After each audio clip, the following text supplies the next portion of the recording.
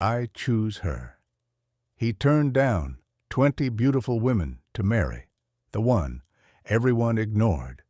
The grand ballroom of the Ashford estate glittered with candlelight on that crisp October evening in 1823. Crystal chandeliers cast dancing shadows across polished mahogany floors, while servants in pristine livery glided between clusters of guests bearing silver trays of champagne and delicacies. The air hummed with nervous laughter and hushed whispers. 20 young women and 10 wealthy bachelors had gathered for what Boston society was already calling the matchmaking event of the decade.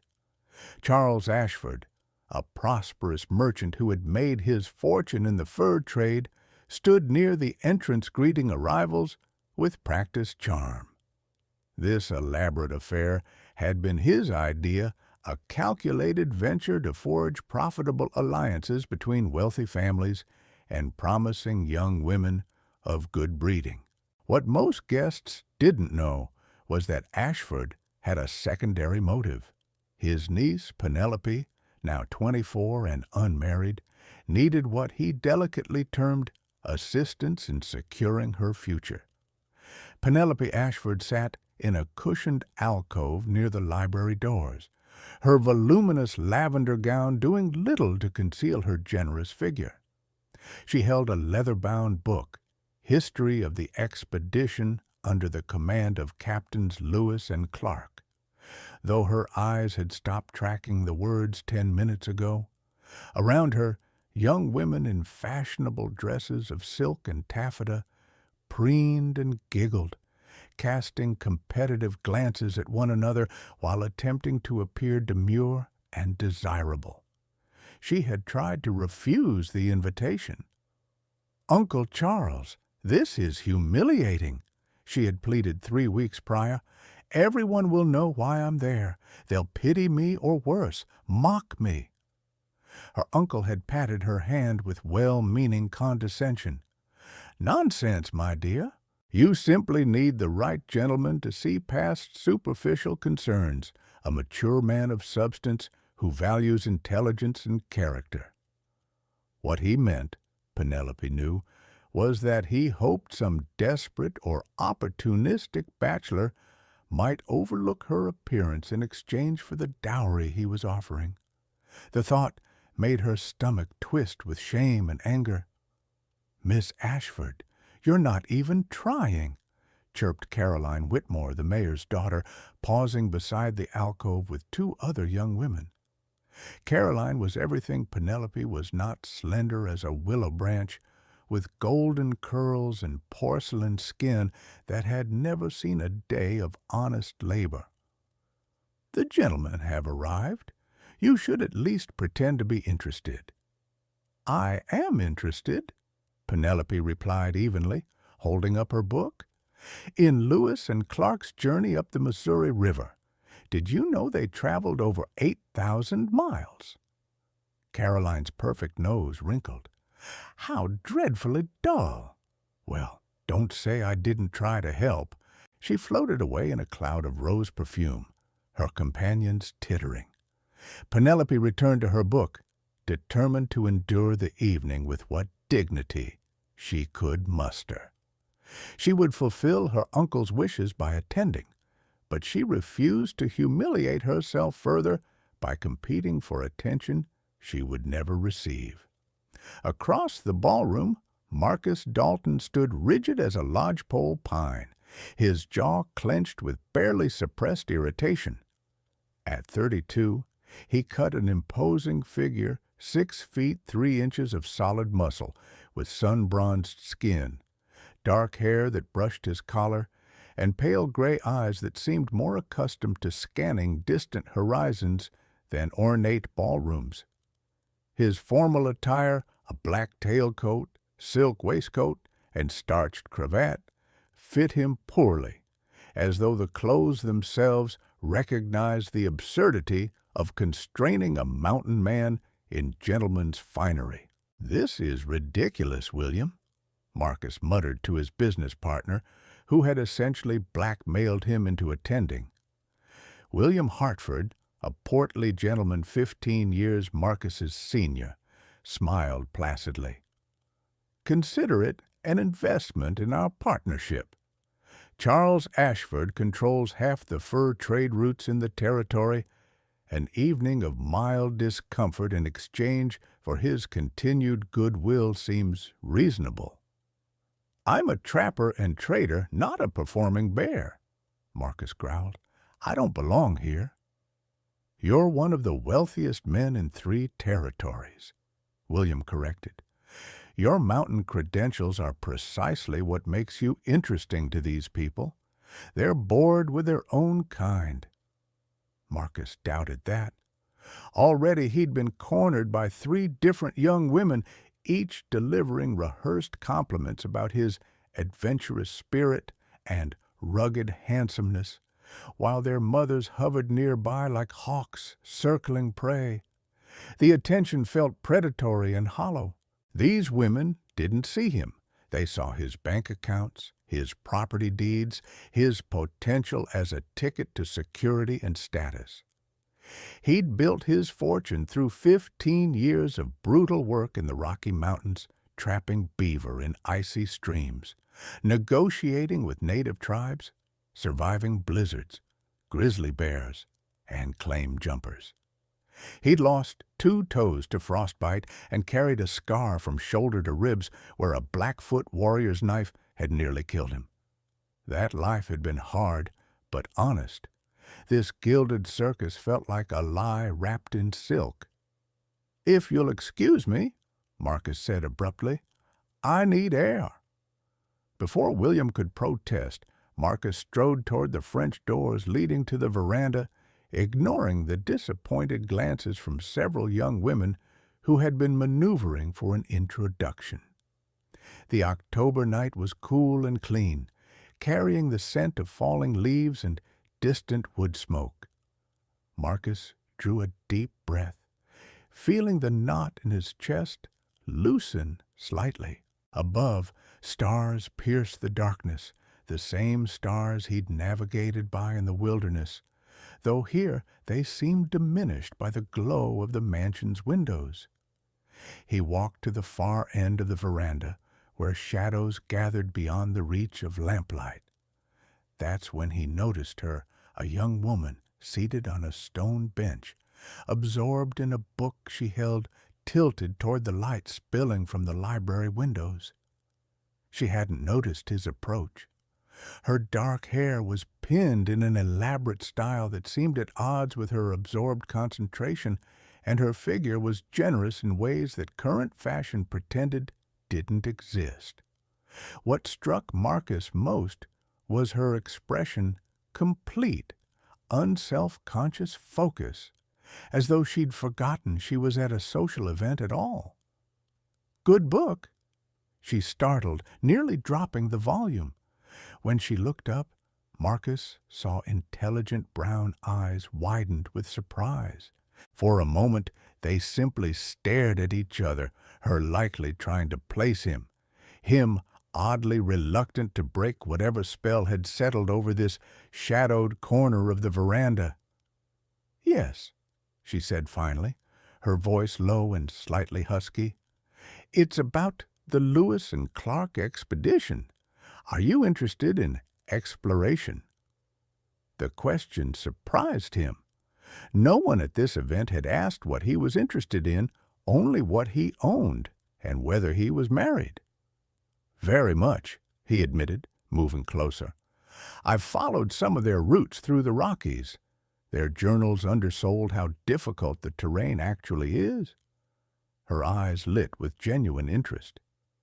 "You've been to the Rockies? The real wilderness?" "I've lived there for 15 years, Marcus said, settling onto the bench without asking permission. Somehow, it felt natural. "Made my living as a mountain man, trapping, trading, guiding the occasional expedition." "That's extraordinary," she breathed. "I've read everything I could find about the Western Territories, but I've never met anyone who actually—" She trailed off, seeming to catch herself. "Forgive me. I'm being rude. I'm Penelope Ashford. Marcus Dalton. He tilted his head curiously. Ashford, you're related to our host? A shadow crossed her face. His niece. He organized this event partly to help me find a husband. She said it bluntly, without self-pity, but with clear discomfort. I apologize for monopolizing the veranda. You probably came out here to escape all the matchmaking nonsense, and here I am, part of the very spectacle you're avoiding. On the contrary, Marcus said slowly, surprising himself with his honesty, you're the first person tonight who's talked to me like I'm a human being rather than a prize stallion. I was beginning to think everyone at this party had learned their lines from the same terrible script. Penelope laughed, a genuine, unguarded sound that made something warm unfurl in Marcus's chest. I know exactly what you mean.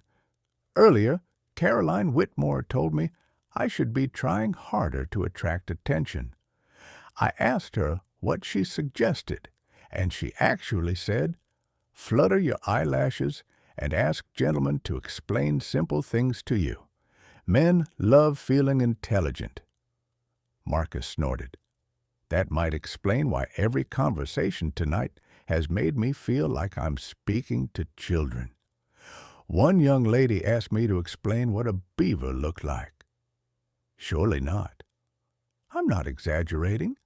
And when I described them accurately large aquatic rodents with flat tails, she looked disappointed and said she'd imagined them more romantic. Penelope dissolved into laughter, pressing her hand to her mouth to muffle the sound. When she recovered, her eyes were bright with tears of mirth. Romantic beavers. That's remarkable. What are you reading? Marcus nodded toward the book, genuinely curious. She held it up so he could see the cover. The Lewis and Clark Journals. I've read it 3 times. My uncle thinks it's unladylike to be interested in such things, but I can't help it. The idea of seeing landscapes no European has mapped, meeting people living as they have for thousands of years, discovering plants and animals unknown to science. She paused, seeming to catch herself again. I'm rambling. My apologies. Don't apologize, Marcus said firmly. I've spent 2 hours listening to people discuss the weather and gossip about people I don't know. Ramble all you want about the corpse of discovery. What followed was the most engaging conversation Marcus had experienced in years. Penelope's knowledge of Western exploration was encyclopedic, but she wore it lightly, asking him questions that revealed both her intelligence and her awareness of what books couldn't teach. She wanted to know about the native tribes he'd encountered, how they lived, what they believed, how they viewed the encroaching wave of white settlement. She asked about the landscape itself, whether the Great Plains really stretched endlessly, whether the Rocky Mountains truly looked like walls of stone thrust from the earth by angry gods.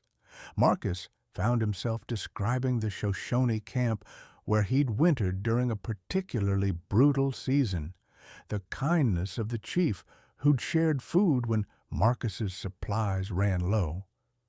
He told her about dawn breaking over the Tetons, painting snow-capped peaks in shades of rose and gold. He described tracking a grizzly for 3 days through high country, not to kill it, but simply to observe its behavior. You let it live?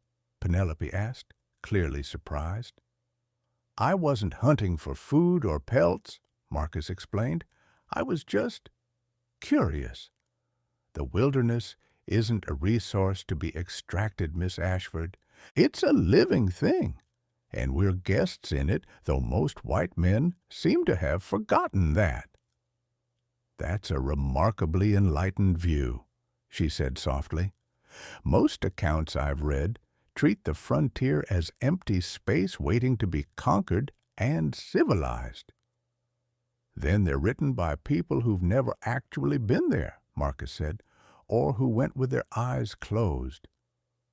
Time slipped away unnoticed. They talked about the decimation of beaver populations, the moral complexities of the fur trade, the tension between wanting to preserve wilderness and needing to earn a living from it. They discussed the Missouri River's spring floods, the varieties of elk in different mountain ranges, the meaning of place names in Shoshone and Lakota. It wasn't until a servant appeared to announce that supper was being served that Marcus realized 2 hours had passed. He stood reluctantly, offering his hand to help Penelope rise. Her hand was warm in his, and he was struck by how comfortable this had felt, not the charged, performative flirtation happening inside, but genuine human connection. "Thank you," Penelope said quietly. "This was the best part of my evening." "Mine as well," Marcus admitted, "though I suppose we should return before your uncle sends a search party." They walked back toward the ballroom together, the spell of their conversation slowly dissolving as the noise and light grew closer. At the threshold, Penelope hesitated. "You'll be expected to mingle with the other young ladies," she said, not looking at him. "It's fine. You don't need to. I understand this was just a pleasant conversation, nothing more." Marcus wanted to argue, but before he could formulate a response, Caroline Whitmore materialized like a silk-clad specter, linking her arm through his with practiced ease. "Mr. Dalton, we've all been wondering where you disappeared to. You simply must try the pheasant. It's divine." She steered him away with the determination of a sheepdog herding a stray, chattering about menu selections and table arrangements. Over her golden head, Marcus watched Penelope slip back into the shadows near the library doors, retrieving her book and settling into her alcove like a bird returning to its nest. Something about the resignation in her posture bothered him deeply. The remainder of the evening passed in a blur of forced pleasantries and increasingly transparent attempts at seduction. Caroline Whitmore dominated much of his attention, her mother hovering nearby with approval gleaming in her eyes. She was undeniably beautiful, accomplished at all the social graces, and clearly interested in becoming Mrs. Marcus Dalton. She was also, Marcus realized with growing certainty, one of the most tedious people he'd ever met.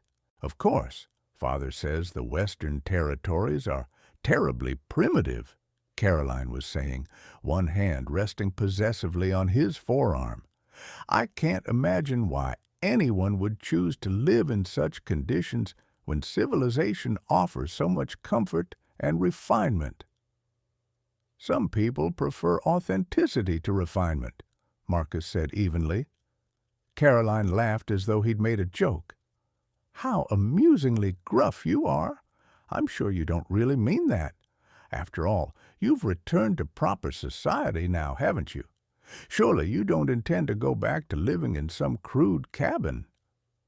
"Actually, I maintain a home in the Bitterroot Mountains," Marcus said. "I returned to Boston primarily for business matters." Caroline's smile faltered for just a moment before reasserting itself. "How rustic! But I'm sure that once you settle down properly, you'll prefer the amenities of city life. A wife would certainly help civilize your habits." Marcus glanced across the room to where Penelope sat reading, apparently content in her solitude. She looked up briefly, their eyes met, and she offered a small, knowing smile before returning to her book. In that moment, Marcus understood something fundamental. Caroline saw him as a project to be refined and reshaped. Penelope had simply seen him. The evening concluded with Charles Ashford calling for attention. Gentlemen, he announced, beaming with self-satisfaction, the time has come for you to make your choices.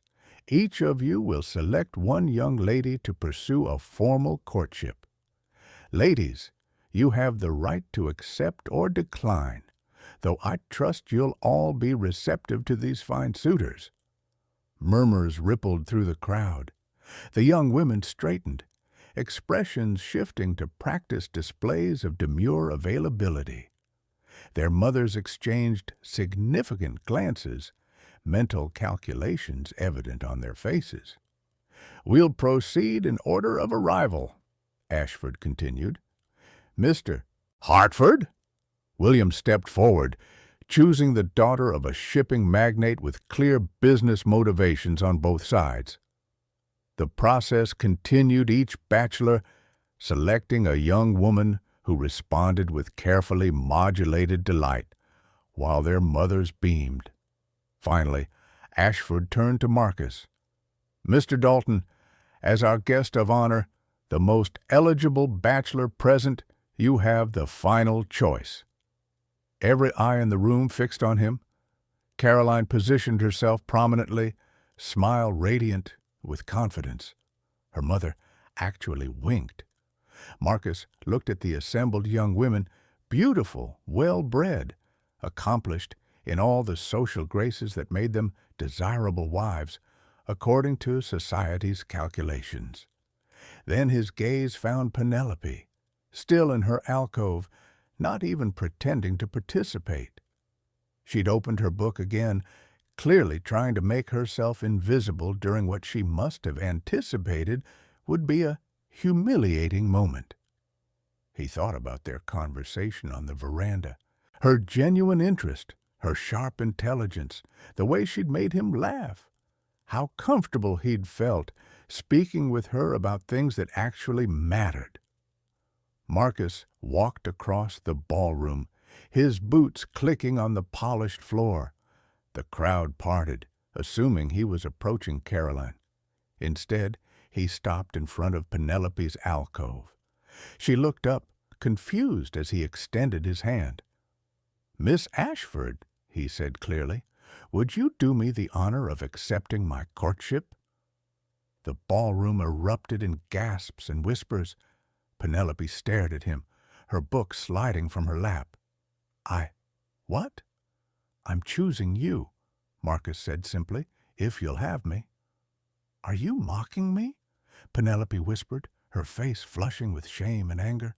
"Is this some cruel joke?" "No joke," Marcus said firmly.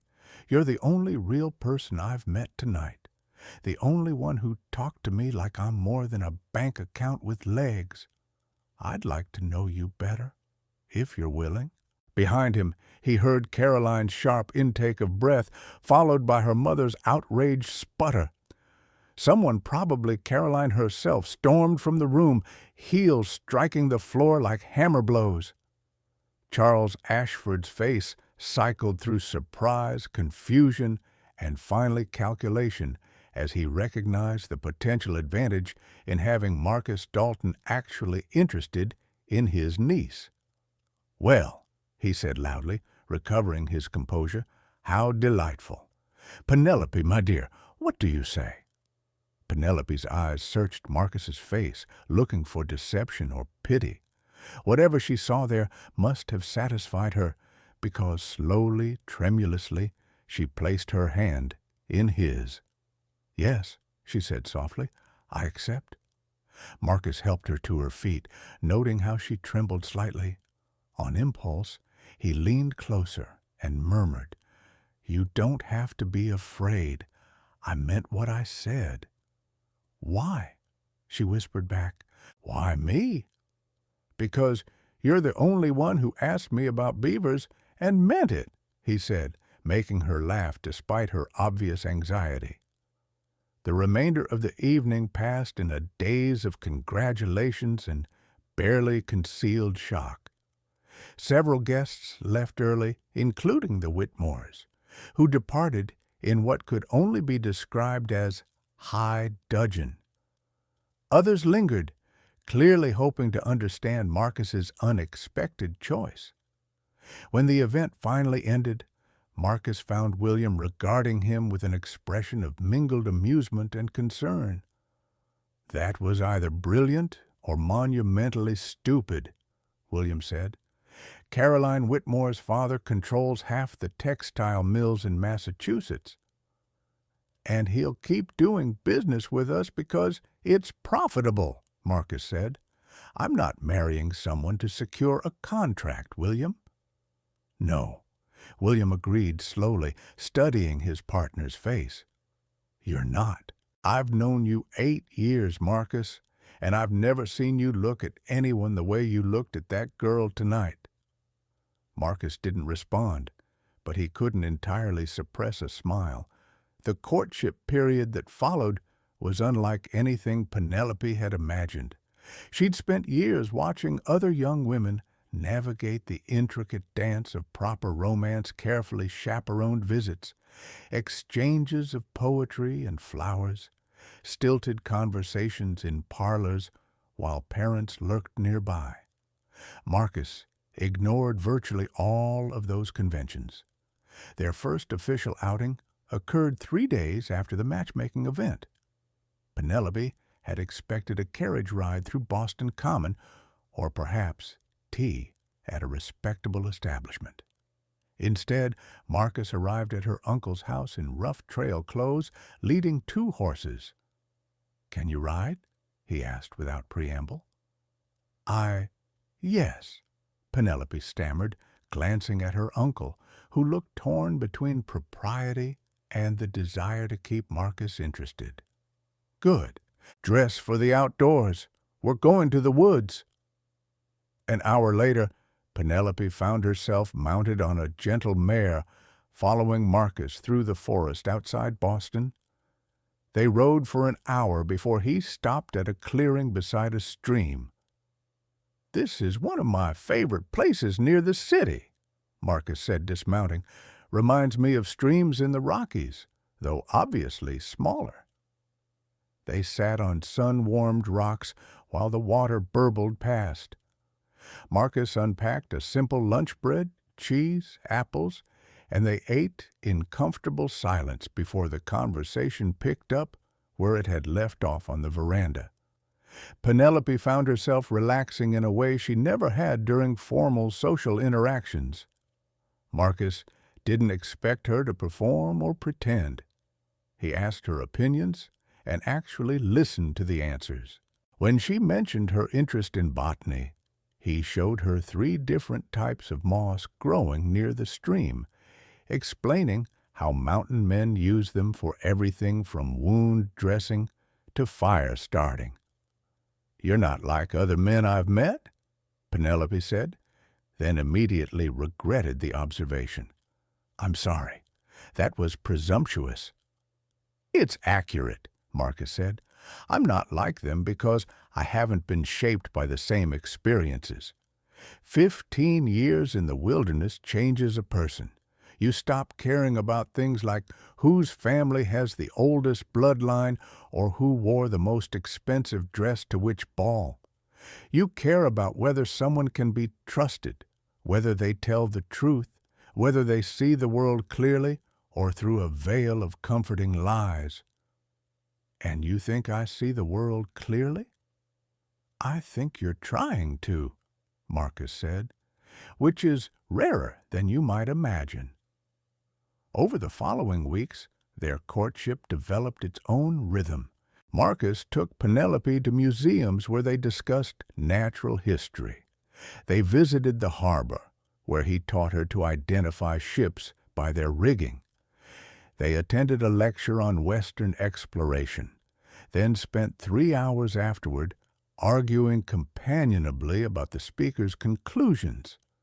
What they didn't do was attend social events or visit fashionable establishments.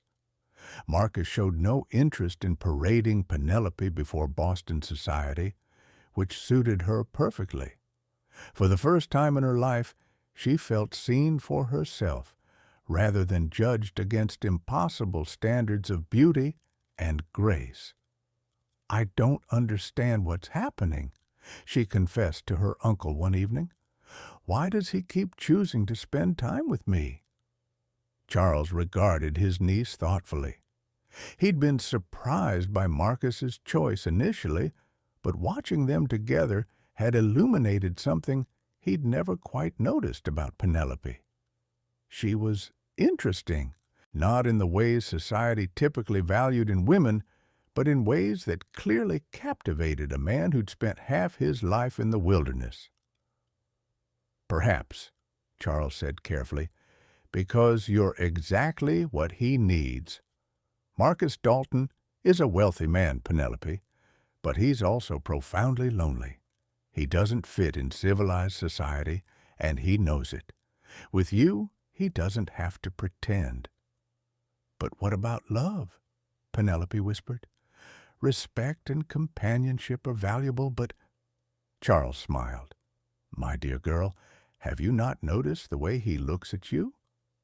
She hadn't, actually, or rather, she'd noticed but convinced herself she was misinterpreting it. Marcus was kind to her, enjoyed her company, but surely that didn't mean. The revelation came during their 6th week of courtship. They'd ridden to a lake north of the city, where autumn colors blazed across the surrounding hills. Marcus had been teaching her to skip stones, laughing when her throws sent them plunking straight down instead of dancing across the surface. "You're thinking too hard," he said, moving behind her to adjust her stance. "Feel the weight of the stone. Let your body remember the motion." His hands guided her arm through the proper arc. Penelope was intensely aware of his proximity, the warmth of his body against her back, the strength in his hands. When he stepped away, she felt suddenly cold despite her heavy cloak. She threw the stone. It skipped once, twice, 3 times before sinking. "Better!" Marcus exclaimed. "You're a natural." Penelope turned to thank him and found his expression had shifted. He was looking at her the way she'd caught him looking several times before, with an intensity that made her breath catch. But this time, he didn't look away. "Penelope," he said quietly, "I need to tell you something." Her heart hammered. "Yes?" "When I agreed to attend that matchmaking event, I had no intention of actually courting anyone. I was there purely as a favor to William, planning to endure the evening and forget about it. Meeting you changed everything." "Marcus, let me finish," he said, moving closer. "I've spent half my life alone in the wilderness because I never found anyone I wanted to share it with. Every woman I met in civilized society seemed like they were playing a role, performing a script someone else had written. But you—" He reached up, gently cupping her face with one calloused hand. "You're genuine. You're curious and intelligent and brave enough to be yourself. You make me laugh. You make me think. You make me want to build a real life with someone, not just survive alone." "I'm not beautiful," Penelope whispered, years of insecurity rising up. "I'm not graceful or accomplished. There are dozens of women who would make better wives by any reasonable standard." "You're wrong," Marcus said firmly. "You're beautiful to me not despite who you are, but because of it. And I don't want a wife who's accomplished at needlepoint and vapid conversation. I want a partner, someone who'll challenge me and teach me and stand beside me as an equal. I want you, Penelope, just as you are." He kissed her then, gentle but unmistakable. Penelope's first kiss, happening beside a lake under October skies, tasting of apples and hope. When they broke apart, she was crying. "Are those happy tears?" Marcus asked anxiously. "Confused tears," Penelope admitted. "I don't understand how this happened. 2 months ago, I was convinced I'd never marry, that no one would ever want me. Then we were both fools, Marcus said, because I was convinced the same thing about myself. We were both wrong, Penelope. We just needed to find each other. 3 weeks later, Marcus proposed. They'd ridden to the stream where they'd had their first outing, and he'd led her to a flat rock that jutted over the water. "I don't have a diamond ring," he said, pulling something from his pocket. "I know I should have bought something impressive from a jeweler, but—" He opened his hand, revealing a small stone, roughly heart-shaped, polished smooth by water. "I found this in a stream in the Bitterroots 2 years ago. Carried it with me because something about its shape pleased me. I didn't know why at the time, but now I do. I was waiting to give it to you." Penelope took the stone, feeling its weight and warmth. It wasn't worth anything in monetary terms, but the gesture behind it was worth more than all the diamonds in Boston. "This isn't worth anything to others," Marcus continued, "but it's perfect just like you. Penelope Ashford, will you marry me?" "Yes," she said through tears. "Yes, absolutely yes." They married in a small ceremony 6 weeks later. No grand society wedding, just family and a handful of close friends in Charles Ashford's parlor. Penelope wore a simple cream dress, no veil, her hair loosely bound with wild flowers Marcus had picked that morning. Caroline Whitmore, she heard later, had married a railroad executive within 3 months, a calculated match that seemed to satisfy everyone except possibly the bride, who already appeared brittle and unhappy in the few times Penelope glimpsed her in town. Marcus and Penelope honeymooned by traveling west, an unconventional choice that scandalized Boston but delighted the bride. They took a steamboat up the Hudson, then traveled by stage and horseback through the frontier territories Marcus knew so well. Penelope saw the Great Plains for the first time, experienced the overwhelming vastness that no book could adequately describe. Marcus taught her to identify animal tracks, to read the weather in cloud formations, to move quietly through forest and meadow. She was clumsy at first, city-bred and uncertain, but she learned with the same focused intensity she brought to everything. They spent 2 weeks in a cabin near the Bitterroot Mountains, the place Marcus considered his true home. It was simple, one large room with a sleeping loft, a stone fireplace, rough-hewn furniture, but Penelope loved it immediately. "This feels real," she said, standing in the doorway and looking out at mountains that seemed to touch the sky. "Everything else feels like play acting, but this is real." "This is where I want to live," Marcus said, coming to stand beside her. "Not year-round, the business requires me to travel, but this is home. Can you be happy here?" Penelope turned to face him, taking both his hands. "I can be happy anywhere with you, but yes, I think I'll love it here." Their marriage developed depths Penelope hadn't anticipated. Marcus was tender and patient, teaching her about physical intimacy with the same care he showed when teaching her wilderness skills.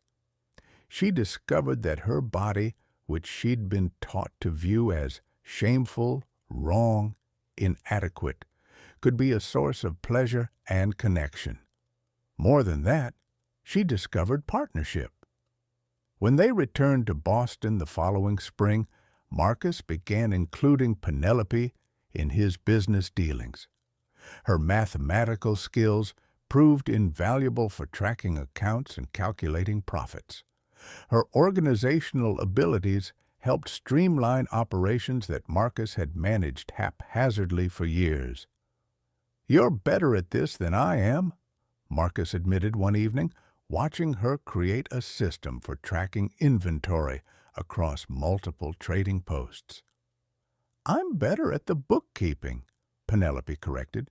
You're better at negotiating with suppliers and understanding market conditions. We complement each other.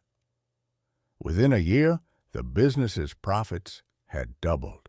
William Hartford privately told Marcus it was the smartest business decision he'd ever made, hiring Penelope as an informal partner. Marcus always corrected him. She's not an employee. She's my wife and equal partner. But their greatest challenge came during their second year of marriage. Penelope became pregnant, a development that filled them both with joy and anxiety. The pregnancy was difficult, she was often ill, and her body struggled with the demands placed on it. "I'm afraid," she admitted one night, her hand resting on her swollen belly. "Women die in childbed, Marcus. Fat women especially, the doctors say, were not built for it." Marcus held her close, feeling helpless in a way he never had when facing grizzlies or blizzards. "You're the strongest person I know," he said, "and I'll be right here beside you." The birth was long and arduous. For 20 hours Marcus sat outside the bedroom where a midwife and doctor worked, praying to a God he wasn't certain he believed in. "Please," he thought desperately, "don't take her from me, not now, not when I've finally found someone who makes life worth living." When the baby's cry finally pierced the air, Marcus nearly collapsed with relief.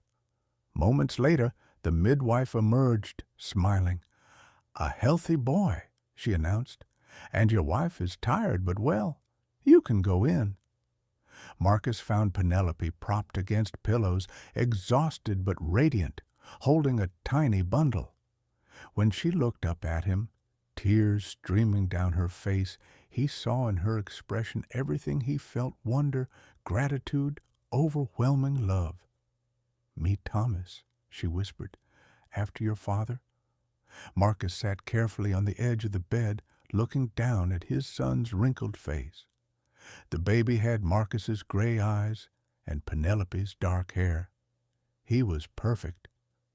"Thank you," Marcus said hoarsely, "for this, for everything."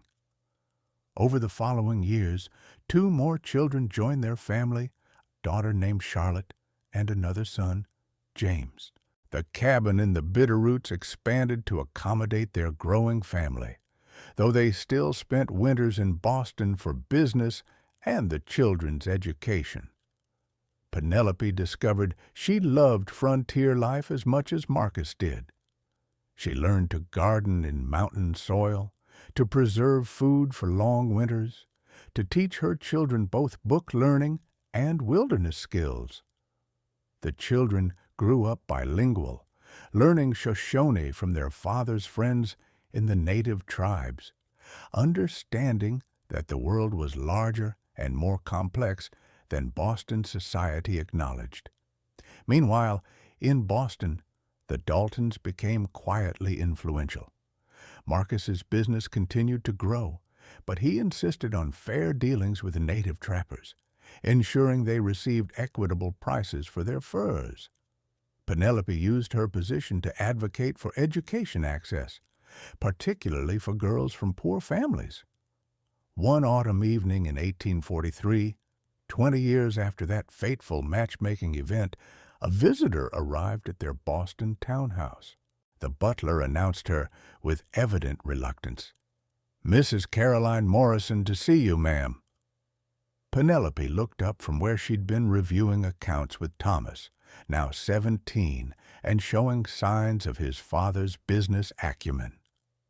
Caroline Morrison formerly, Whitmore had married 3 times, each marriage ending in scandal and financial disaster.